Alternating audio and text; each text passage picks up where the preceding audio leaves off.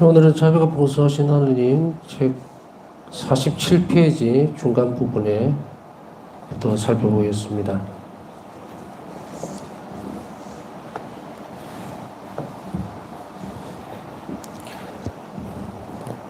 오늘은 비뿐 아니고 바람이 엄청나게 많이 부네요. 여러분들 피해지 않도록 문단속 잘 하시고요. 오늘은 이런 생각이 드는 거죠. 마음이 급하다고 해야 되나. 할 거는 많고 해내야 될 그런 부분들은 막 산재가 있는 느낌. 그러다가 문득 이제 성시간 준비하면서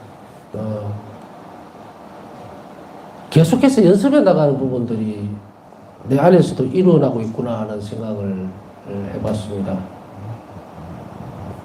나에게 주어져 있는 것을 좀 더 선한 쪽으로 하나님께서 나에게 주시는 기회로 자꾸 활용을 하는 것도 우리가 해야 될 연습 중에 하나구나 하는 생각이 들어요. 오늘은 문득 무슨 생각이 드냐면, 이제 젊을 때는 제가 보는 대상이 항상 젊은 사람들 쪽으로 가게 돼 있었죠. 그래서 그게 크게 뭐 문제가 되거나, 문제라기보다는 어떤 활동 범위가 그런 식으로 되어 있는데, 이제 나이가 들다 보니까 이제 나이 든 쪽으로 이제 방향이 찌어지는 거예요. 그러면서 자꾸 안에서 어떤 생각이 드냐면 안타까운 마음이 자꾸 드는 거예요. 이제 얼마 안 남았는데, 이제 얼마 안 남았을 텐데 저래 살면 되겠나. 아, 큰일 났다. 이거 어떡하지. 예.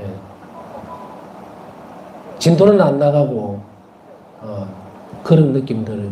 그게 이제 진도는 스트레스로 작용을 하는 것도, 오늘은 그것도 욕심이구나. 투쟁 중에 있어요. 저도 끊임없이. 많은 이들에게 이런 상황들을 빨리 전파해야 되겠다라는 것도 있으면서도 동시에 그렇게 하지 못하도록 붙들고 있는 것이 또 있어요. 그 안에서 끼어있는 그 모습들이 여러분들이나 저나 비슷할 거예요.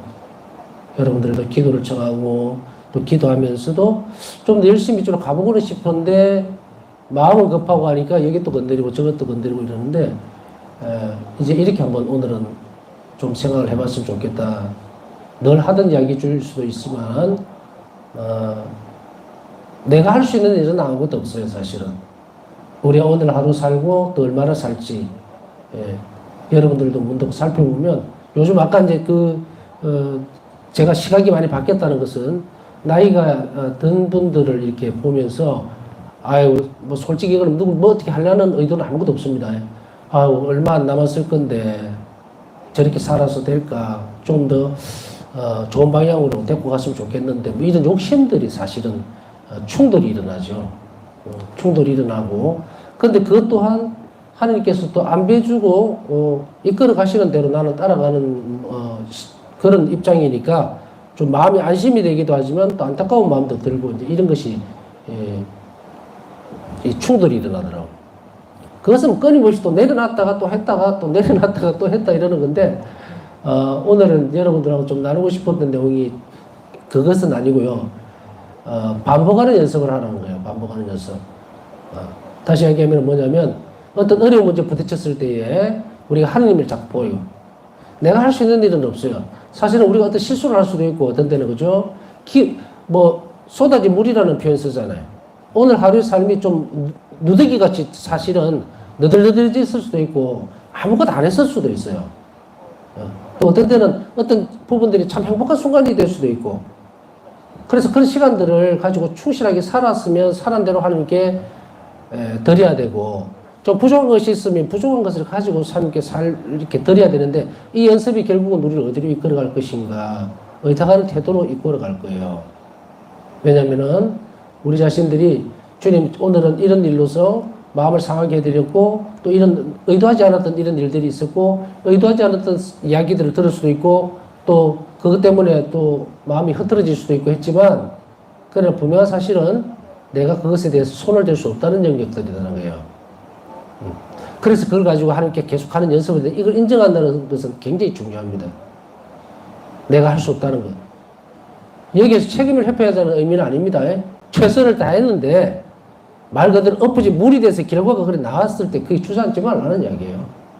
어쨌든 그것 또한 내가 예수님께 가져갔을 때 좋은 걸 바꿔주리라고 확신을 가지고 자꾸 연습을 해야 된다. 이렇게 이제 제가 생각을 하고 묵상했던 내용들은 뭐냐면, 공부를 하다가 보니까 오늘은 그 대목이 딱 와닿는 거죠. 신뢰하는 마음 없이는, 신뢰하는 태도로 의탁하는 그런 자세 없이는 무엇이 없다? 자비신심은 없다. 이 말이 나중에 배울 거예요, 다. 그것을 오늘 묵상하다 보니까 이 신뢰한다는 것은 무엇이며 또 의탁한다는 것은 무엇인가. 결국 우리 삶에서 하루하루 시간들을 내가 할 수 없는 일들에 대해서 고민할 필요 없고 너무 깊이 그 속에 들어가는 것이 아니구나.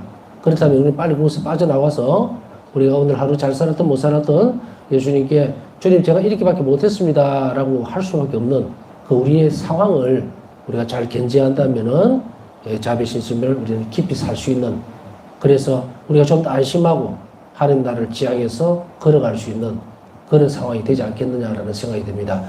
이 방송 보는 분들 중에서는 환자도 있을 것이고 또 아픈 분도 환자들도 있고 또 연세가 많은 분들도 있겠죠. 고민은 같은 겁니다. 이제 하나님 나라에 갈 때가 얼마 안 남았죠. 그런데 그걸 또 자칫 잘못해서 끌어들이면요 서글퍼져요. 그렇죠. 아이고 젊을 때가 좋았는데 뭘 할 때도 있었는데 이제는 막 일어설라 해도 뭐 관절에서 뚝뚝 소리 나서 조금만 이렇게 해도 허리가 아프고 그런 비참함으로 끌고 들어가면 안 돼요. 절대로. 우리가 나이가 들고 지금 상황이 이럴 때 이걸 잘 살아내면 이제 정말 우리가 그리워하던 아버지 집에 갈 수 있겠구나 하는 그런 희망으로 살아야지 자꾸 이렇게 옆으로 가면 안 됩니다. 그런 측면에서 자 힘을 내서 우리는 연습을 하세요. 여러분도 해야 되고 저도 해야 되고 살기 위해서 하는 거예요. 살기 위해서 영원히 살기 위해서. 그렇기 때문에 우리가 이것은 그냥 얻어지는 것은 절대로 없습니다. 좌우를 두리번 그릴 여유도 없어요. 지금 우리에게 주어져 있는 정말로 이런 기회와 상황에 대해서 맞닥뜨릴 수 있는 그런 기회들, 그것이 우리에게 얼마나 좋은지 모릅니다. 자, 오늘 살펴볼 것은요, 영원 안에 머무시는 예수님에 대해서 말씀을 드리고 있었습니다. 인간 눈으로 찾을 수 없는 것이다. 그리고 그 영원 안에서는 하나님과 사실 수 있도록, 예수님과 함께 할 수 있도록 성모님께서는 나를 격려하신다까지 봤습니다. 예수님께서는 바스다 수녀에게 영원 안에 계시는 하나님과 일치하는 법을 친히 가르치셨다. 저는 이 대목들을 보면서 이 자비신심을 알게 된 건 나는 정말로 복이 있는 사람이구나. 사실은 저는 이제 신학교에 공부를 할 때요, 저는 뭐라 그럴까, 다른 것보다는 영성 신학에 대한 관심이 참 많았어요. 그래서 그런데 또 아킬레스건이 뭐냐면 공부를 하기가 싫어. 유학 가는 것도 겁나고 공부만 계속 하는 것도 사실은 좀 두려웠던 것 같아요. 그 신학생 때는. 그래서 뭐 적당하게는 아니지만 내가 아는 한도 내에서만 최선을 다해서 공부하면 안 되겠느냐 이랬지만은 군대 갔다 왔을 때 논문을 써야 되니까 욕심이 난 거죠. 그래서 영성신학이 가만히 한날에 생각해 보니까 정말로 내가 뭐 신학도 좋고 철학도 좋고 다 배웠는데 그 중에서 내가 신부가 돼서 살 수 있는 것 중에 가장 중요한 게 뭘까를 생각해 보니까 영성 없이는 못 살겠구나. 이게 가장 중요하겠다. 그렇게 해서 탁 잡았죠. 잡았는데 지금 생각에는 다시 신학교 생활로 돌아간다면 후회가 되는 것이 딱 하나 있다면 제가 그때 끝까지 달라붙어서 유학도 좀 갔다 오고 학위도 좀 따고 좀 더 이런 그런 길을 걸어갈 수 있지 않았을까라고 하지만 그건 그냥 생각이고 있을 수 없는 일이죠. 그러나 그것 때문에 아마도 예수님은 신학생 때 그런 관심들을 가지고 영성신학에 대해서 좀 더 배우려고 애를 쓰고 이런 것 때문에 사제생활 중에 저를 자비신심으로 불러들이신 것 같아요. 그래서 신학 공부를 좀 더 할 수 있도록 만들어주시지 않았느냐. 길이 이제 그렇게 열리는데 거기서 딱 볼 때에 오늘 여기에서 이야기하고 있는 거 영원하게 계시는 하나님과 일치하는 법을 예수님께서 친히 바오사 성령을 통해서 가르쳐 주시기 시작합니다. 이것은 살펴보면은 정말 놀라운 일이에요. 인간의 완전히 개방해 주는 것. 제가 이제 신자들을 사목하고 이렇게 하면서도 여러 가지 이제 뭐 성인기도에도 가보고 또 봉사도 해보고 별걸 다 해봤지만 사실은 보면은 표면적인 부분들에서 뭔가 아쉬운 것들이 많이 남아있는 것을 느낀 거예요. 그런데 그 부분에 있어서 뭐냐면 지금도 이제 평생을 삶을 살아가면서 이제 어떤 큰 단락들은 나왔어요.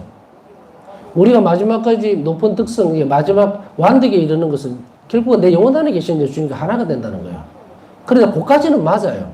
성인들을 봐도 그렇고 다 맞아요. 맞는데 문제는 어떻게 결합하느냐의 문제에 대해서는 가르쳐 주질 않더라는 거예요. 이거는 가르쳐 주질 않는다는 말은 제가 못 찾을 수도 있습니다. 솔직히 못 찾을 수도 있어요. 그러나 거기에 대한 갈망은 있었고 그런데 여기에서 오니까 예수님과 어떻게 일치할 수 있는 것인가를 예수님께서 가르쳐 주신 것이 이제 딱 들어온 거죠. 그래서 사실은 여러분들은 굉장히 빠른 시간 내에 배우고 있는 거예요. 이 영역에서 보면.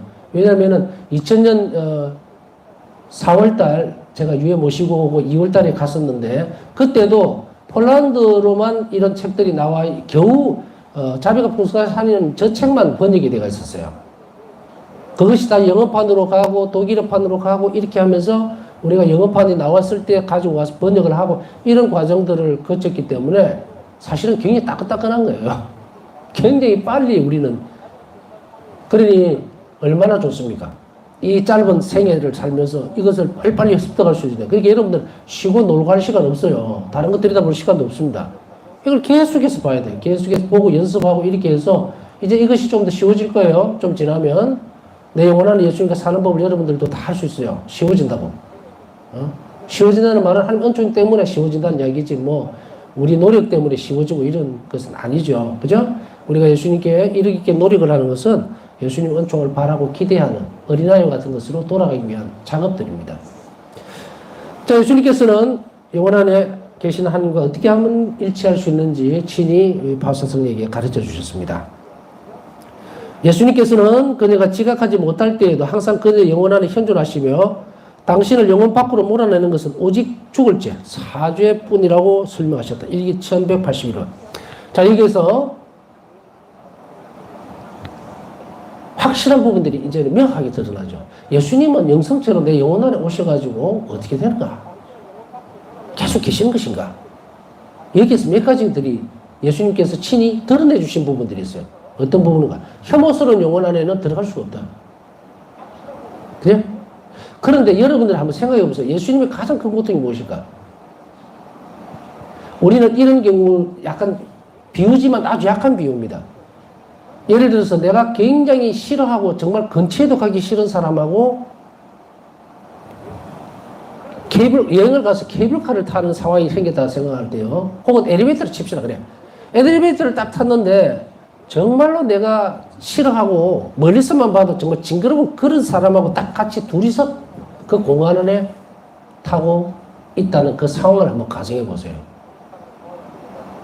본능적으로는 어떻게 해야 됩니까? 막 나가고 싶죠, 그죠? 피하고 싶고.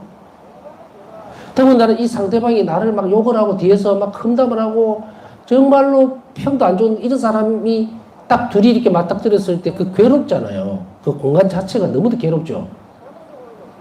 그래서 빨리 뛰쳐나가고 싶은 생각밖에 안 드는 그 상황을 한번 가정해 봅시다. 이것도 아주 약한 거예요. 이걸 예수님 뭐라고 말씀하세요? 우리 영혼이라고 얘기하죠. 정말로 아주 그냥 배은망덕한 그 영혼 안에 예수님은 어떤 형태로 가지고 고문을 당합니까? 영성체를 통해서. 그리스도의 몸 사제가 주면은 그 사람이 그런 상황인지 아닌지 모르잖아요, 전혀. 그러면 예수님은 어떻게 됩니까? 성체를 그 사람이 영할 때에는 완전 강제적으로 들어가죠, 강제적으로. 그랬을 때 그 고통을 아는 자라고 얘기를 하는 거예요. 그걸 역으로 얘기하면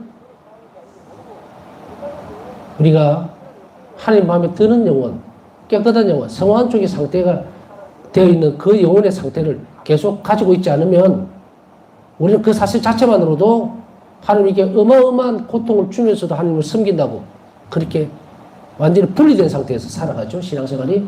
이런 사람이 어떻게 구원에 근접할 수 있느냐의 문제, 이런 부분들을 가르쳐 주는 거예요. 이게 내적 생활입니다. 이것을 알게 될 때, 아, 저런 영혼들이 일이 있으니까 예수님께서 너무도 고통스러워 하시구나. 나는 그렇게 하면 안 되지라는 영혼들을 지금 불러 세우는 거예요. 그러나 여기에서 얼마나 하느님의 자비는 극단적으로 드러나느냐면 이 인간 손에 맡기는 거예요, 나를. 선별할 것이 없어요. 예수님의 이 성세성사 안에서 드러나는 예수님 자비는 당신은 아무 선택도 안 합니다.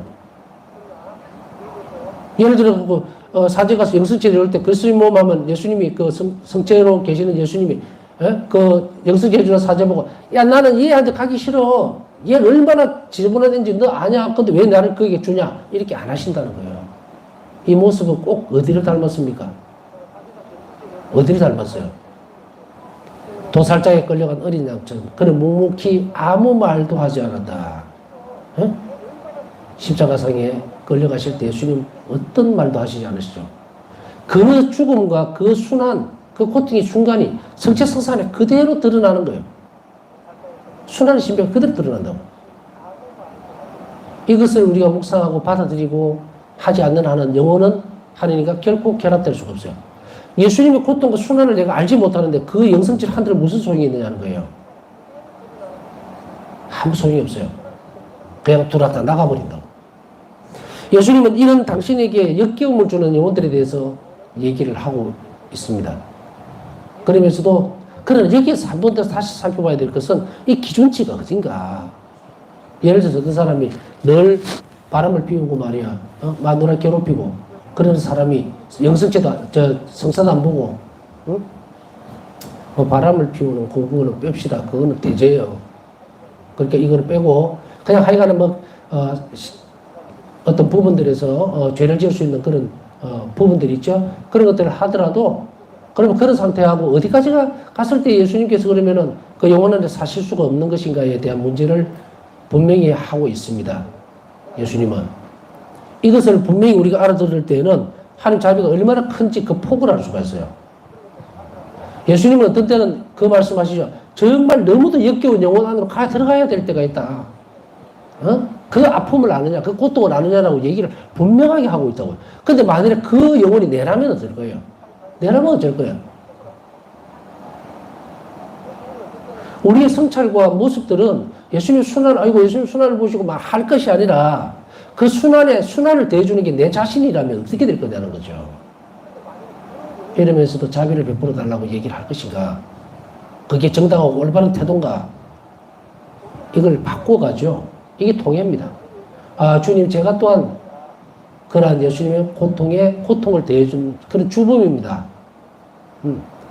그래서 죄를 짓지 않겠습니다. 하고 돌았을 때 통해가 되죠. 그랬을 때 예수님은 그 영혼에게 얼마나 많은 걸 주시겠어요. 이것을 반드시 해내야 돼요. 많은 영혼들을 끌어낸다는 것은 이거예요. 예수님을 고통스럽게 만드는 이런 영혼들을 하나님 앞으로 다시 되돌아오고 회개시키는 거. 이 부분들이거든. 그런데 여기에서 기준이 있어야 되는데 기준을 오늘 분명하게 얘기를 해주죠.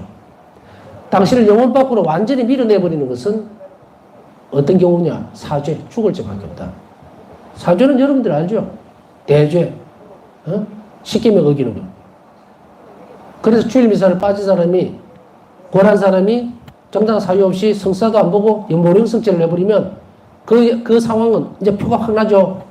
영성죄 해봤자 예수님은 즉시로 나가버린다고. 그러면서도 본인만 영성죄 했다고, 좋다고. 그러면서도 고백을 하면서 그냥 모령성죄를 했습니다가 아니라 모령성죄를 하는 순간에 예수님은 내 안에 들어왔다가 다시금 나가시지만 상태를 보세요, 상태를.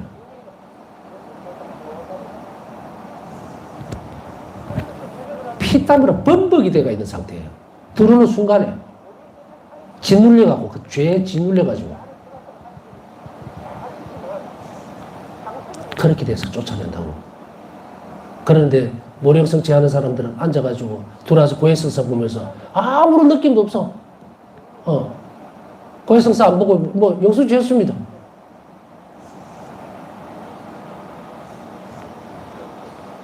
이게 세상이에요. 이게 그리스도인들의 상황이에요, 상황.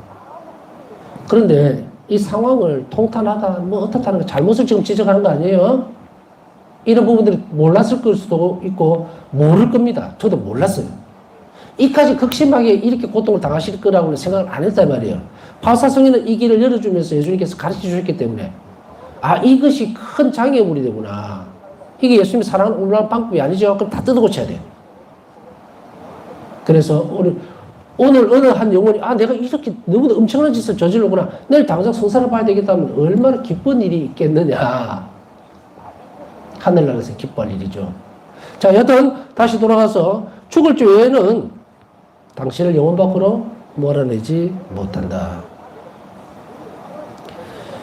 이 정도로 예수님은 우리 안에 머무시기를 원하신다는 것을 예수님은 분명하게 말씀을 하고 계십니다. 그리고 당신의 활동을 아무도 방해할 수 없는 장소인 그녀 마음 깊은 곳에서 이야기하신다는 것, 일기 581번과 당신에 대한 순수한 사랑의 행위 하나가 갖는 크나큰 가치를 명확히 알려주셨다. 일기 576번. 침묵이 영혼 일치에서 하나님과 일치하는, 예수님과 일치하는 데 있어서 가장 중요한 요소 중에 하나로 자리를 하고 있는 것은요, 침묵이라고 하는 것은 듣기 위한 자세입니다.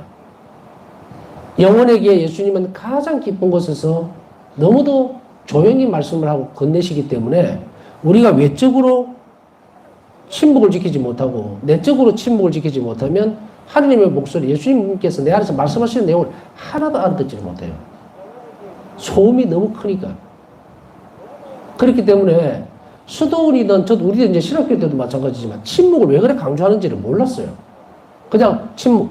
외적으로 그냥 침묵하니까 입만 딱 닫고 있고 만약에 TV를 보고 있다. 이 침묵입니까? 아니잖아요.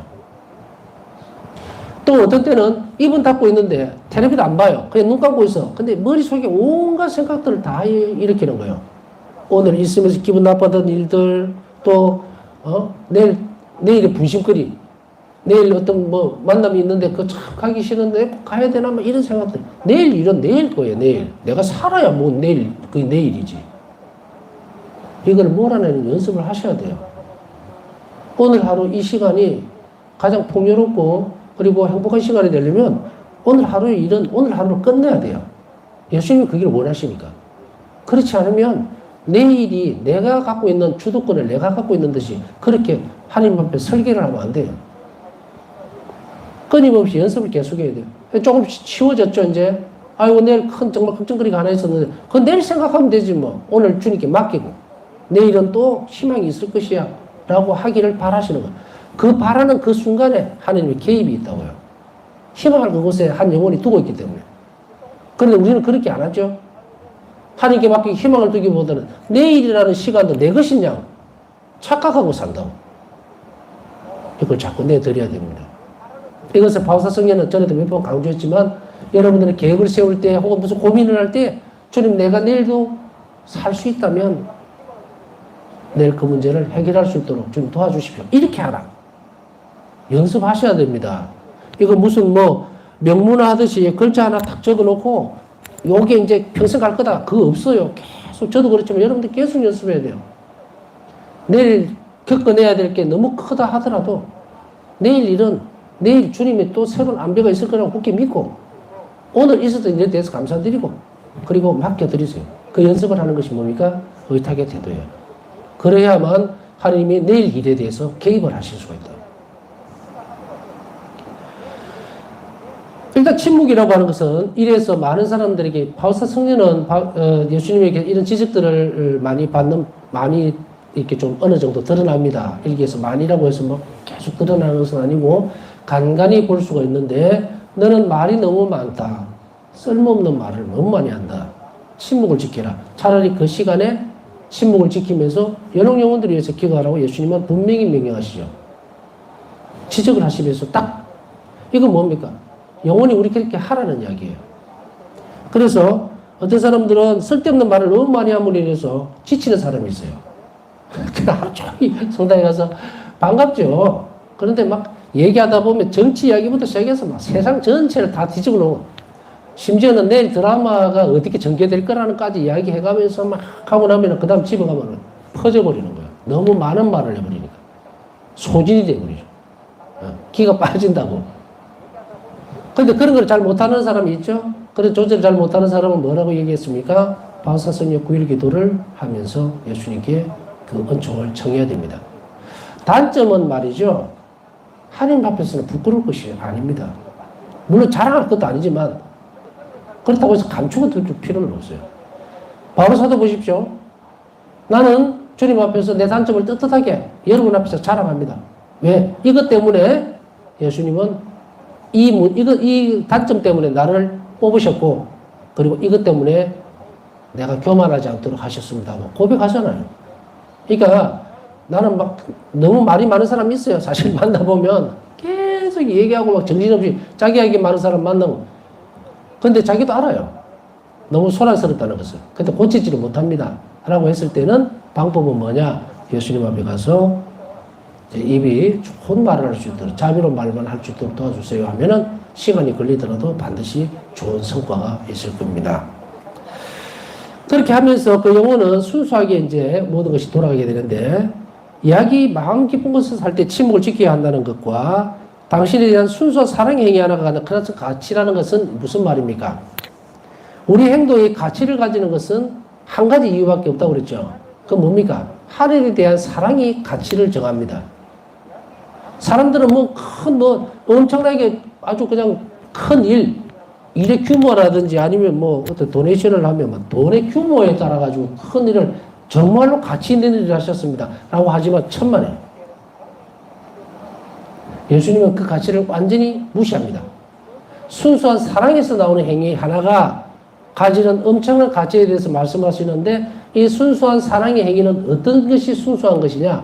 오로지 예수님에 대한 사랑 때문에 하는 일. 그것은 아무리 작다 하더라도 엄청난 가치를 예수님이 부어줍니다. 왜? 예수님을 사랑하기 때문에, 그게 동기가 돼서 오기 때문에 무한한 하느님의 사랑이 그 일에 대한 가치를 완전하게 만들어버린다. 이 말이에요. 그렇기 때문에 우리 행위가 하나님에게 마음에 들게 되기 위해서는 한 가지 움직이는 그 행동들이 순수한 사랑을 지니고 움직이면 돼요. 그래서 우리는 복음에서도 많이 듣잖아요. 돌려받을 것을 알면서도 꾸주지 말고, 응? 주라 이거예요. 줄 수 있으면. 그리고 대접받을 수 있는 사람에게 가서 대접하지 말고, 주면은 그 사람은 또 나를 또 대접하려고 할 거니까.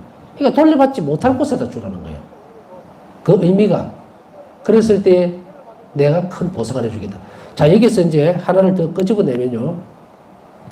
우리가 어떤 것들에 대해서 내 대가를 바라지 않고 또 이익을 바라지 않고 오직 하나님께 대한 순수한 사랑만으로 그 일이 진행이 되면요. 이 일은 반드시 예수님이 가져갑니다. 왜? 당신에 대한 사랑으로 그 일을 하기 때문에 예수님은 어떤 문제가 됐든 간에 그것에 개입을 하셔요. 이 말은 당신 문제로 만들어버립니다. 어떤 가난한 사람이 늘 어떤 경제적인 부분들 때문에 어렵다면 숙고를 해보실 필요가 있어요.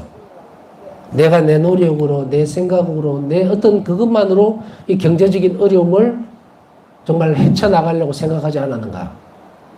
시선을 돌려야 돼요. 그러면 이 사람은 어떻게 해야 됩니까? 예수님께 가서 주님께서 주시는 것만, 쌀을 한 톨 주시면 한 톨로 먹고 살 거고, 밀가루 한 포를 주면 한 포를 먹고 살겠습니다. 그래서 주님께서 주시는 것만 제가 받을 수 있게 그렇게 먹고 살도록 그렇게 해주십시오라고 하면 이제 물줄기가 바뀌어버립니다. 세상이 주는 재물에서 예수님께서 주시는 것으로 바뀌어버려요.